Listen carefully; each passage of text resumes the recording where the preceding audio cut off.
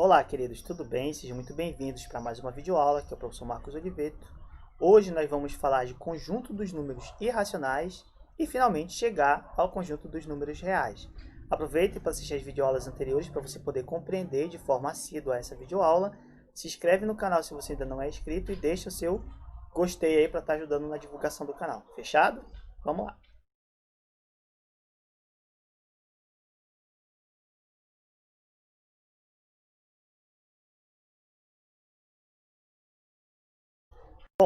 Conjunto dos números irracionais. São todos os números infinitos, pessoal, e não periódicos.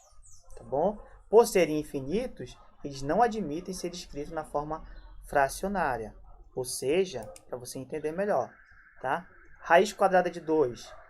Se você procurar na internet ou na calculadora, ele vai dar 1,4142 infinito. Assim como raiz quadrada de 5. É um número irracional, porque é um número infinito e ele não pode ser escrito na forma fracionária e, portanto, como uma dízima, nesse caso, uma dízima periódica. Tá bom? Números que se repetem, ele vai ser totalmente números aleatórios infinitos. Nós temos também o número π, que é um número irracional, tá? Se você notar, o número π 3,1415, infinito não periódico. Inclusive, uma curiosidade muito interessante sobre o número π é que existe um supercomputador tentando verificar quantas casas decimais existem. São infinitas até hoje, trilhões, aí, e não se chegou ainda a um valor exato de π, por isso que ele é um número irracional. Inclusive, a NASA ela utiliza o número π para mandar sondas para a galáxia com um erro muito pequeno. Por exemplo, se for mandada uma sonda para Marte, né, eles calculam as 15 primeiras casas decimais de π, mais ou menos. Na conta deles, eles utilizam as 15 primeiras casas decimais de π. E aí a nave ela consegue, ou a sonda ela consegue viajar no espaço milhares de quilômetros e ter um erro muito pequeno, justamente utilizando as 15 primeiras casas de π. Assim como esse Ezinho aí, elevado a 1, nós chamamos de algoritmo neperiano, muito utilizado na física. Tá? Muito bem, dito isso, nós temos exemplo, tá? A medida diagonal d de um quadrado de lados iguais a 1. Uma pequena demonstração sobre raiz quadrada de 2, que é um número irracional. Ou seja, imagina que um quadrado de lados iguais, eu tenho esse lado igual a esse. E aí eu traço uma diagonal, ou seja, uma reta entre duas extremidades. Tá? Essa extremidade e essa extremidade. Portanto, eu chamo isso de diagonal. Então, esse lado eu tenho o valor de 1, esse lado de 1, e de repente eu quero saber quanto mede a diagonal desse quadrado de lados 1. Eu utilizo Pitágoras, que me diz o seguinte: a hipotenusa ao quadrado, que eu chamei de d, é igual à soma dos lados elevado ao quadrado. Esse lado elevado ao quadrado, que é L, tá? E esse lado elevado ao quadrado, que é L. Ou seja, nós temos que esse lado mede 1.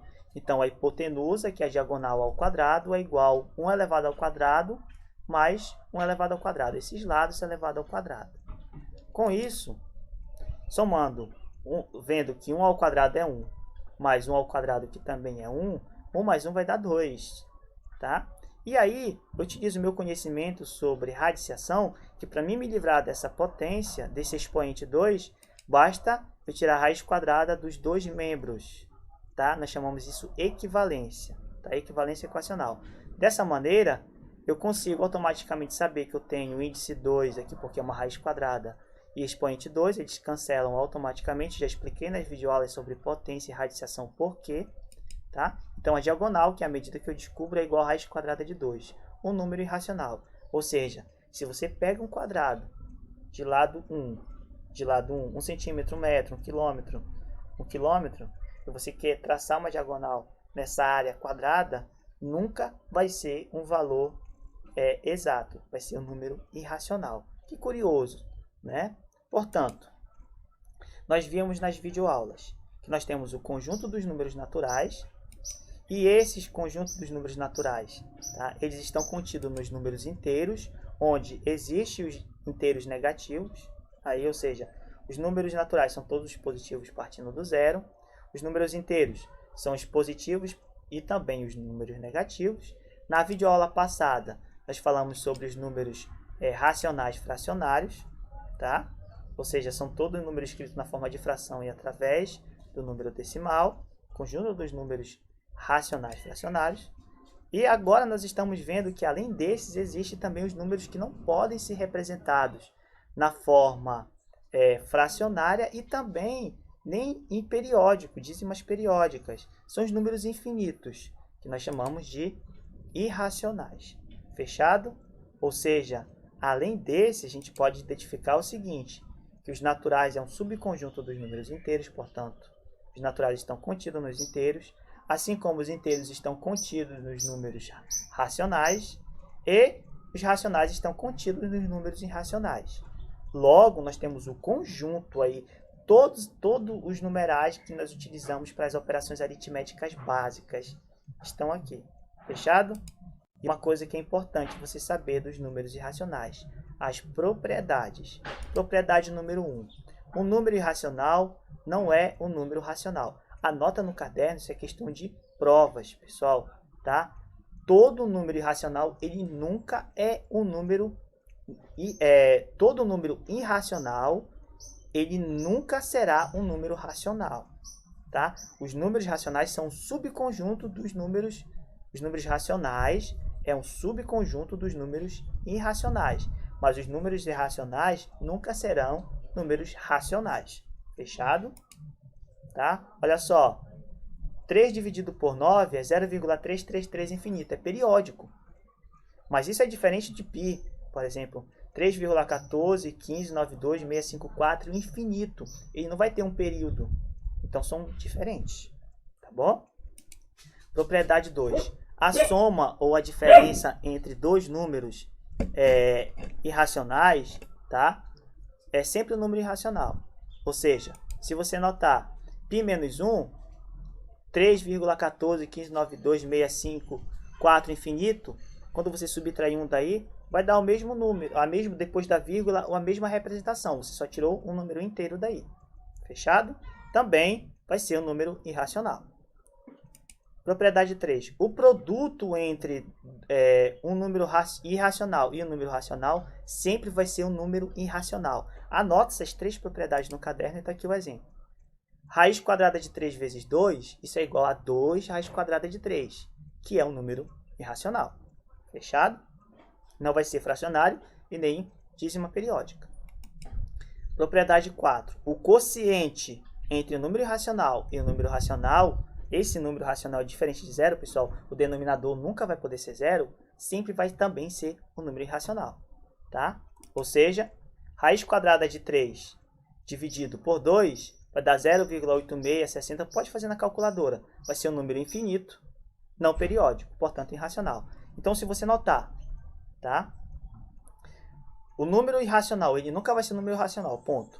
E todas as operações, tá? De soma, subtração, multiplicação ou divisão de um número irracional por outro número racional, sempre vai ser um número irracional. Fechado? Tranquilo? Questão de prova, concurso aí.